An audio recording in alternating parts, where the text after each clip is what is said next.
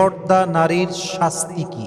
বেপর্দা নারী দুনিয়ায় এবং আখিরাতে কোন কোন আযাব ফেস করবে, কোন কোন পানিশমেন্ট ফেস করবে, তাকে কোন কোন শাস্তি আল্লাহ তাআলা দিবেন, এটা জানার দরকার যুবক ভাইরা আছে না নাই? আমাদের এই বর্তমান বাংলাদেশে মেয়েরা বোরকাবিহীন চলে, হেজাববিহীন চলে, জিন্সের প্যান্ট এবং টি শার্ট পরে চলে।